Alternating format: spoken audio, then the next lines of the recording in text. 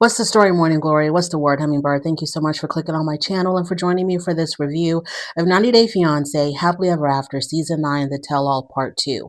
So it starts off where we left off last week, where we are spotlighting the Florida crew, and Elizabeth is going back and forth with Lauren. Andre is going back and forth with Lauren. So that's where we're at. So Elizabeth brings Yara into the conversation because Yara supposedly had started all of this mess because it was at Yara's launch party for her company where Elizabeth had confronted Lauren and had told Lauren, yeah, Yara told me that you called my husband a horrible person, and that's what started all of this. So she brings Yara into the conversation. Yara and Jovi both say that Andre is the troublemaker. Yara and Jovi deny that they even said Lauren called Andre a horrible person. And then Elizabeth says, well, if it never happened, then why did Lauren feel the need to apologize for saying it? And Lauren said, I apologized for calling your husband a dick, not a horrible person. And I've apologized 25 times for it. Elizabeth said that she and Lauren had bonded over being anti-plastic surgery. And I thought that was like a slight dig to Yara. So they bonded over not doing fillers, Botox, implants, BBLs, all that stuff. That's what they bonded over. And Elizabeth said that she was really confused as to why Lauren decided to get work done. And of course, Lauren is going to talk about how she needed to get work done because not really for cosmetic reasons, but more so for like she really needed to get this surgery done, which was her tummy tuck, because something about her stomach wasn't laying right. Her stomach was flopping over and it couldn't retract or something. So she had to get the surgery done. She did it out of necessity more so than just for cosmetic reasons. Don't they all say that? So, um, Andre asks Lauren, well, then what happened? Well, he was asking her, like, what happened back in Lake Placid? Because I thought that we had patched things up and that we had, talked about how we were going to go back to being friends and we were going to put everything behind us. And Lauren said, yes, that's true. We did make up. But then Jovi told me that Elizabeth had told Yara that I was talking crap about her behind her back, that I was, insulting her looks and insulting her fashion.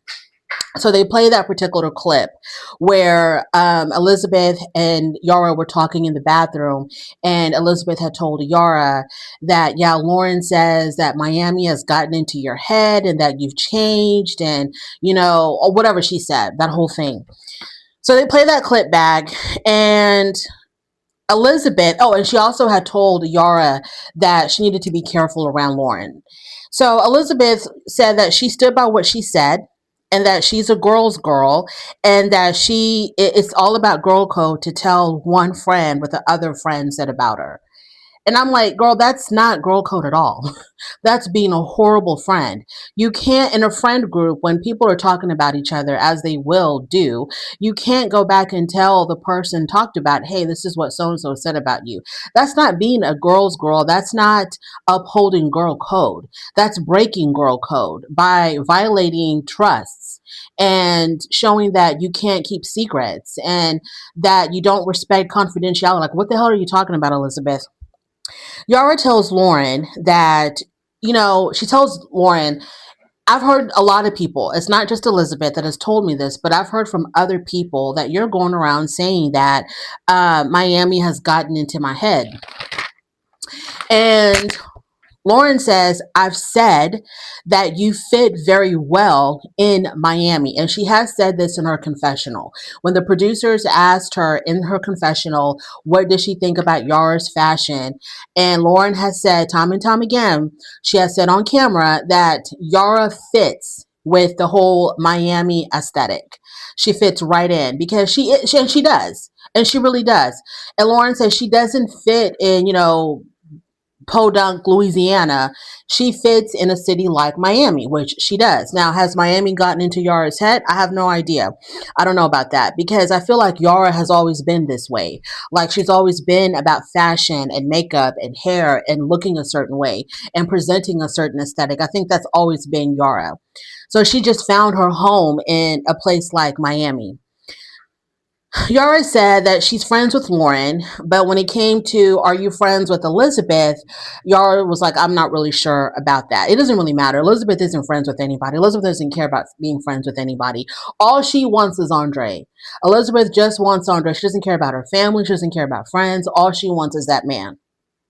I really wish that they would talk about that $75,000 instead of talking about this juvenile playground mess.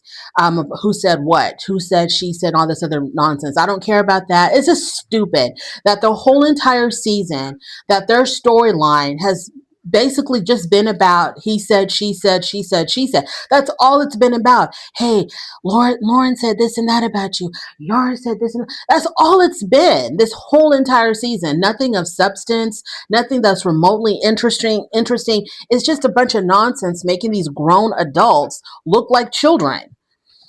I want to talk about the $75,000 that your husband blew. That's what I really want to talk about. But anyway, so they're back at the mansion. And the mansion scenes, like I said before, I don't like them because a lot of the times they are drunk. And I don't think that the things that they do in the mansion would be done if they were sober. Luckily, this week, the mansion scene wasn't that long and they just played a bunch of games. And that was basically it. Nothing really came of it. So back at the mansion, a group of them are in Kara's room and they're playing Truth or Dare. Someone dared Brandon to lick the door handle, and he does. And I was thoroughly grossed out, along with Jasmine. And then someone dared Matt to suck Jasmine's toe, and he does. And I was thoroughly grossed out. And then when it came to Kara's turn, she took Truth. And the question was if she still had feelings for Guillermo. Kara said, I'll always love Guillermo. We share a child. And nobody said anything when she said that. Now, later on stage, when Guillermo said the same exact thing, you know, when he said that I'll always love Cara because she's the mother of my child, I don't know if it was Yara or somebody else, but somebody was like, and that's it? That's it? Just because she's the mother of your child? But then when Cara said it, nobody said anything. So Jasmine picked Truth, and the question was, do you love Matt the same that you loved, the way that you loved Gino? And Jasmine said that her love for Gino was like an obsessive kind of love. It was, red hot, passionate. She was obsessed with this man.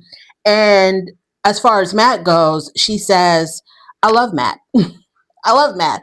And while she was talking, while she was explaining her love for Gino versus her love for Matt, he jumps in and he was like, no, she does not love me the way she loves Gino. And it's like, I don't know why Matt is,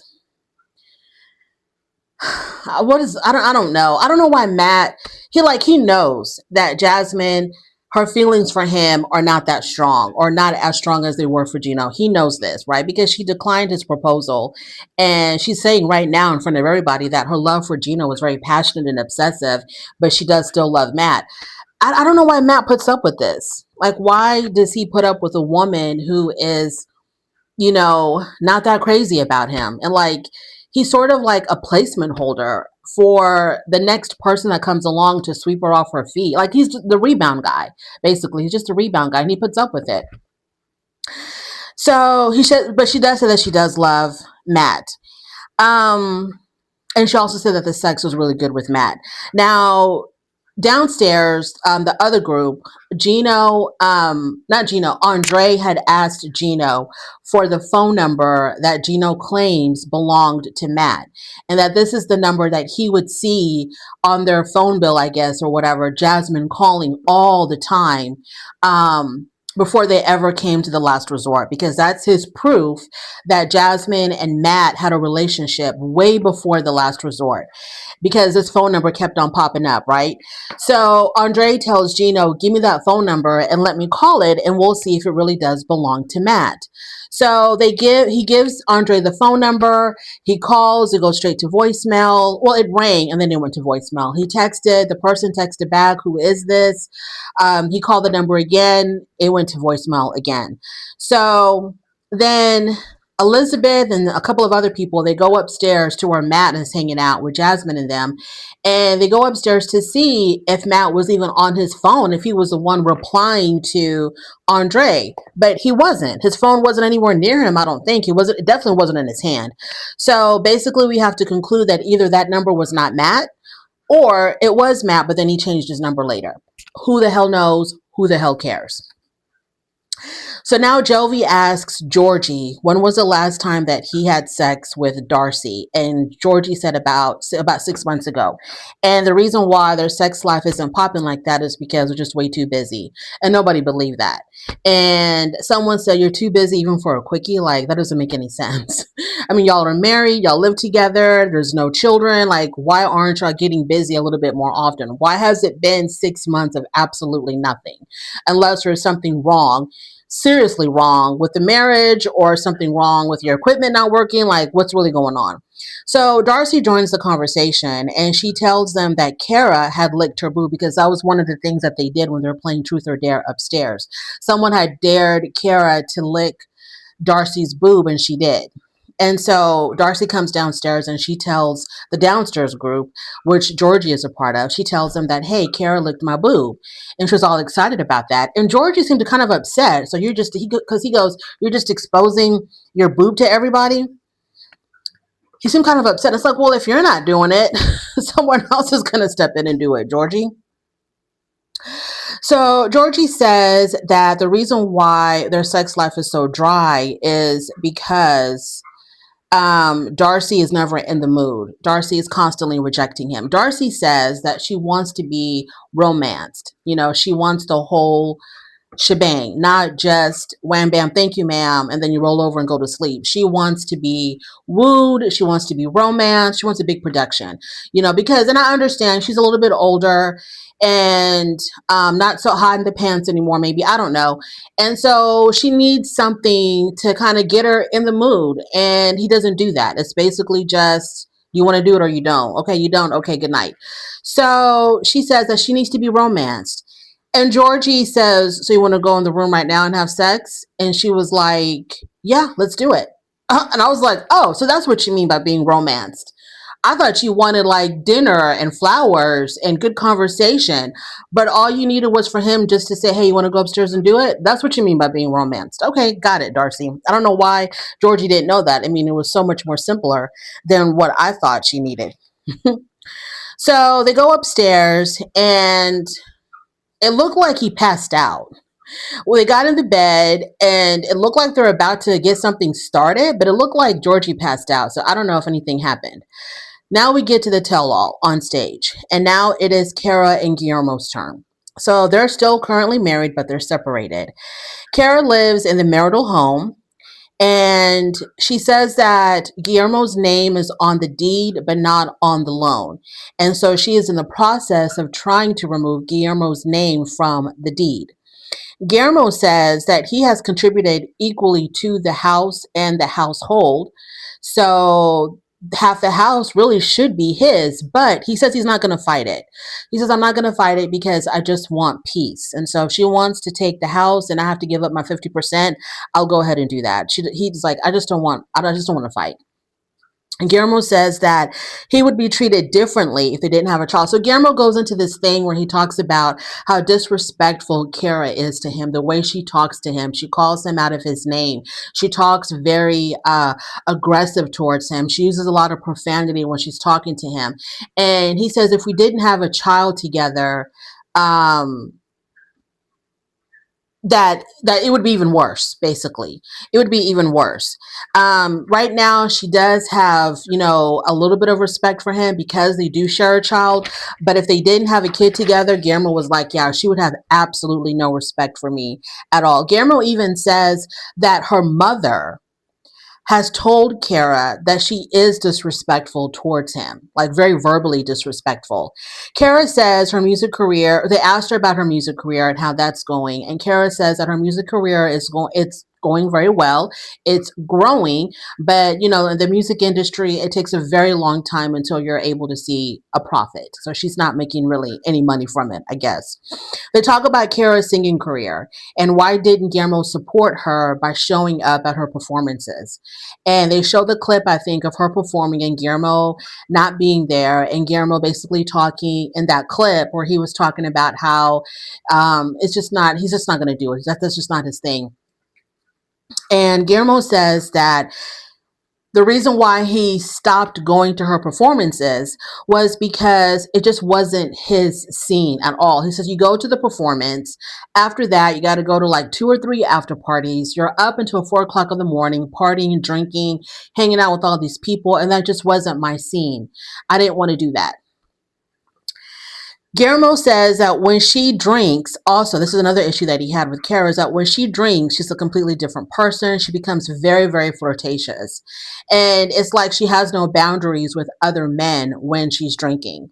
Like the men will come up to her and dance with her and I guess get touchy-feely with her. And she doesn't tell them no. And she doesn't say, I'm married, step back. It's like none of that. She kind of goes along with it and that she gets, overly flirtatious.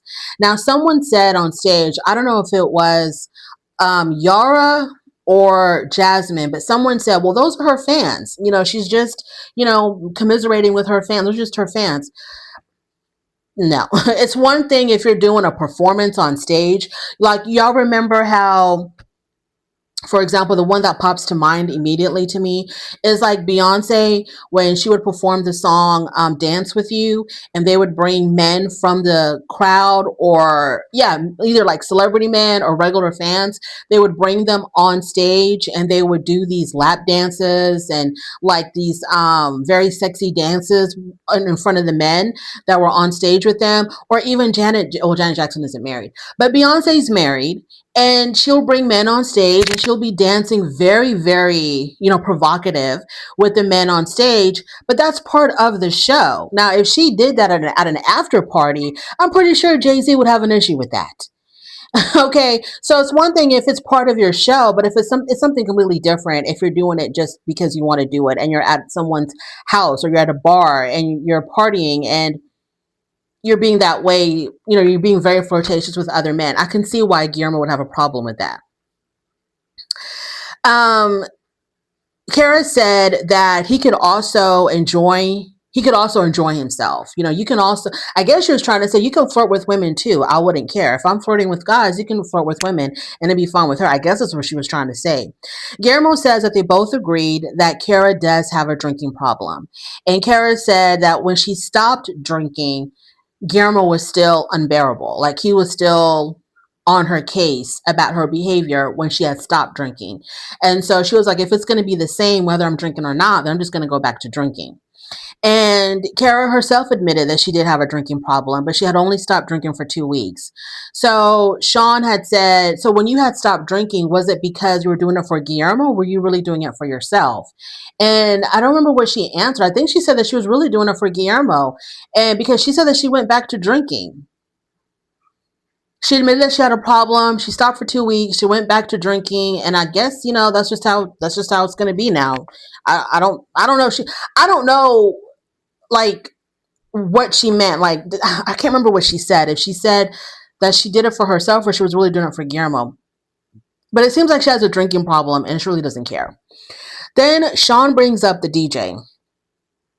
So during the season, it was brought up that there is a particular DJ that Cara had a relationship, not even a relationship with. She basically, this was a friend of hers from over 10 years ago. And they had one night together and that was it. But they had basically remained friends. So they both went their separate ways. She got married to Guillermo and had a child. This man got married and had kids. And it was just somebody from her past, no biggie. So he shows up again, DJing in her city on the particular night that plays the kind of music that she performs. And so they kind of rekindled their friendship. And Cara was just trying to say, this is just a friend of mine. We had something going on a long, long, long, long time ago. Nothing is going on now. We moved on. I'm married. He's married. And so nothing is happening. And after after she would perform at whatever club he was DJing at, they would go back to his house for the after party. And Kara said that this was just a part of networking and trying to help promote her music. That's all it really was. Kara said that the DJ, they asked her if the DJ was married, and Kara said, yes, he is married. He is still married. And then Guillermo steps in and says, but he's separated. So Kara wanted to paint this picture that this DJ was married, like there's no way anything could happen between us because he's happily married. And Guillermo was like, no, he's not. He is separated. So I wonder why Kara left that part out. If he's separated and you're separated, then it would seem like this could be like a recipe for y'all to try to hook up again or something. So Kara said that if she wanted to hook up with him, let me get this straight. I don't want to misquote her. She said if she wanted to hook up with him, no doubt he would go for it. And everybody was just kind of like, oh, Carol, like, why would you say that? So obviously this man has a thing for you. It's not just friendship the way you portrayed it to be. Like, this is just networking. It's just business. He's just helping me promote my music. He's got a wife. I have a husband. You're saying that if you wanted to hook up with them, he would go for it, which means that this man has feelings for you, or he's at the minimum attracted to you, and you don't understand why your husband has a problem with you being in the same space with him. I don't know why Carrie doesn't see it that way. Then she tried to clean up what she said, and she said that she wouldn't touch this man with a 10-foot pole. Kara said that she had several conversations with this particular DJ, letting him know that she was a married woman and that he needed to respect her boundary. My question is, why did you feel the need to have several conversations about this? Why couldn't you just tell him one time and he gets it? Like, why do you have to repeatedly tell him, hey, don't touch me, don't hug me, don't kiss me, I'm married, stay back? Why does this have to happen several times? Kara said that she was always a hardcore party girl. So she doesn't understand why Guillermo is having a problem with her party lifestyle now, because she says she's always been that kind of party girl. I don't remember when Cara and Guillermo first came on the scene on 90 Day Fiance. I don't remember Cara being a hardcore party girl. She was definitely a hardcore working girl because she had several things going on at the same time. She had like several jobs going on at the same time. I don't remember her wanting to be a singer back then, and I don't remember her being a party girl back then. If she was, it didn't show it on television. And Guillermo said no, she was not like that at all. I don't think if she was that way, if she was the kind of girl to stay at clubs until 4 or 5 o'clock in the morning, I don't think Guillermo would have married her. Kara said that when they met in Puerto Rico or wherever the hell they met, that she was that way. She was a partier and he had no issues with that. Now he has an issue with it. And Guillermo once again was like, no, it wasn't like that. The girl that I fell in love with is gone. And then when he said that, Kara started to cry. It hit her really hard. So Sean brings up the incident where Kara's mom had alluded to Guillermo possibly cheating. So they show the clip where her mother tells her that while they were babysitting Nico, Guillermo was supposed to come home at 5 o'clock to pick up their son, but instead he came home closer to 6. And when he came home, he was disheveled, his hair was messed up, and he went straight to the bathroom to take a shower, which was unusual. According to Kara's mom, it was unusual for Guillermo to take a shower as soon as he got off work to pick up Nico. Now, Guillermo said at the tell-all that he doesn't remember that day. He says when he comes back from the river, he'll go and shower. And Kara said, that day you didn't come back from the river. According to my mom, you came back from work. So, like, what's going on? And Guillermo still couldn't remember. He's like, I wouldn't normally shower after work. I would normally shower after coming back from the river. If I showered after work, I don't remember that day at all. And so he denied cheating on Kara. He said that he wasn't cheating on Kara. And Kara, to me, didn't seem really bothered by that. I don't think she really cared that much about it because she didn't cry about that. She wasn't like, I feel betrayed. I think you were cheating on me. And she was just like, okay, you don't remember. Um, So he denies cheating on her. Like I said, Cara didn't seem too concerned. And then Sean asked if the next step for them is divorce. Cara said that she wants to keep things as they are right now. Why? Why do you want to be in limbo like this? Because when you're separated, I'm thinking that's the time that y'all are trying to figure out, do we just go ahead and end it or do we try to work it out? Why do you want to stay in limbo? And I think she said that she did want to work on her marriage because she got kind of snippy with Sean because she was like, I wouldn't get married just to be divorced. Duh, we get that, but things happen. And it seems like in your marriage, a lot has happened. And you're trying to get his name off the deed. So it seems like you're on the road to divorce. You're definitely on the road to reconciliation. Like, what the hell is going on? Because there was that one scene that they showed us last week when they were sitting in the backstage and Guillermo had reached out to touch Cara, and she like moved away from him. She's like, "Don't touch me." That doesn't seem like you're trying to reconcile. And I don't think that being in limbo like this is what is healthy for either one of y'all. Why don't you just get a divorce? I don't understand why she doesn't want to do that. Guillermo says that he still loves Cara, because she is the mother of his child, and that's when Yara said, "That's it. You just love her because she's the mother of your child." Well, what do you expect? You want him to be head over heels, deeply, obsessively in love with a woman that doesn't want him anymore? Like, why? Like, what do you mean, Yara? That's all. You just love her because she's the mother of your child. That's it. What else is there? They're not compatible. He said the woman he fell in love with is gone, is no longer there. Why should he be head over heels in love with a woman that does not want to be with him?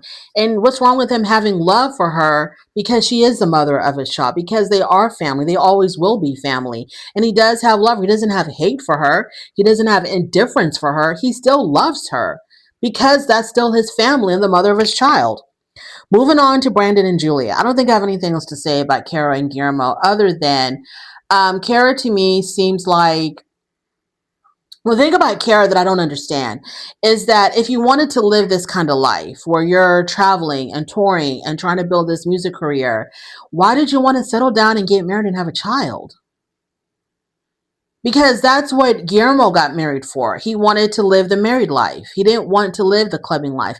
If my husband decided now, after however many years of marriage, and he wanted to be a rapper and he wanted to go out and rap in the clubs and go to after parties and go on tours and stuff, and he wants to drag me along with him, I would say, hell no. No, that's not what I signed up for. You have this passion now to do something like that, you're on your own, and maybe this marriage isn't going to work. I am not going to be like guilted into partying until 4 o'clock in the morning, and we have kids, and I have a job, and that's just not my lifestyle. You found this passion to live this kind of way and to do these things. Godspeed, go and do it, but you're not going to be doing it with me. And so for people to tell Guillermo, why don't you just go to the clubs with her? That's not his thing. He didn't sign up for that. He didn't sign up to be married to a bachata singer. That's not what he signed up for. He wanted to have a regular married life with children, not going to all these clubs and staying up until the sun comes up, partying with a whole bunch of drunk people. Brandon and Julia. Immediately, Julia starts to cry and she starts talking about their fertility journey, how she had suffered miscarriages. And I was trying to figure out, when did she suffer the miscarriages? Was this a long time ago? Or was this while they were filming and they didn't show it? Was this after? Like, what was going on? So Julia says, okay, that she suffered a whole bunch of miscarriages, but she is now 6 months pregnant. Everybody on stage was shocked. They were really surprised. And Julia said that she was really hesitant to share the news because she didn't want to jinx her pregnancy. Because of the miscarriages that she had suffered before, she thought that if she shared the news, that something would happen to this pregnancy as well. Everybody congratulated her. They gave her hugs. They gave her a bunch of words of encouragement. They told her just to think positive. And because of the fact that now she had told everybody, she was able to finally breathe and not have to suck in her stomach and let that poor bump just breathe. And I don't think Julia realizes that by her holding everything in was probably causing her more stress than she realized, by keeping the secret. So Everybody gave her words of encouragement. I think Jasmine probably knew beforehand because Jasmine didn't act that surprised. And Jasmine and Julia, I think, are close. I think Jasmine is the closest to Julia out of everybody on that stage. So I have a feeling that probably Jasmine had already known. It really doesn't matter. So both sets of grandparents at this point, they still didn't know. So it came time, they were asking her, so what are y'all going to do? And Julia and Brandon decided to tell Julia's parents first. So she calls her parents or FaceTimes both of her parents. And she tells them that she's pregnant, and she got up and she showed them her bump, and they were shocked. They were so shocked. They couldn't even believe it. And it was such a beautiful moment. And Julia was relieved when she was able to finally tell her parents. Like I said, keeping it a secret probably was causing her more stress on her body than she realized.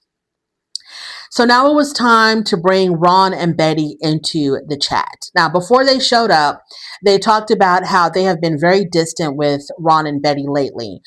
They hadn't seen them in a long time, in months. They haven't seen them because, the tension is real thick between them. And remember, they were still upset about Julia and Brandon going to Europe. They were upset about Brandon quitting his job and Julia being very forceful about respecting their boundaries. I guess that's kind of fed into the tension that was already there between them. So they hadn't seen Brandon's parents in a while. So they show up on camera. They show up remotely on camera, and Betty shows up with her drink in her hand. And I feel like she was giving the public like a big fu by showing up with a drink in her hand, because I'm pretty sure she's aware of the rumors online that she may have a drinking problem. And she's like, I don't give a damn. I'm here with my drink, and I really don't care what anybody has to say about it. So I was like, okay, Betty, you're on your way to being grandmother of the year. Good for you. They talk about how they haven't seen each other in a while, and that they missed Betty's birthday. They missed Father's Day with Brandon's father. And Brandon admits that there has been distance between them and his parents. Julia says that she does want to reconnect, but she needs them to respect their boundaries. And then Julia tells the story how they were like in the middle of being intimate in their own home, in the privacy of their own home, and Betty came barging in. And Brandon had to hop out of bed and shut the door on his mom or something like that. Like, how do you show up at somebody's house unannounced and just like walk in? If they gave you a key, you would think that shows that they trust you, that you would respect their home and, call before you show up or knock. Just because you have the key to your son's house, it doesn't mean that you can just barge in anytime you want. Like, what is wrong with Betty? What the hell is wrong with Betty? Just because they gave you a key, it doesn't mean that you just walk on in anytime that you want. You have to call first or knock, ring the doorbell. Show respect.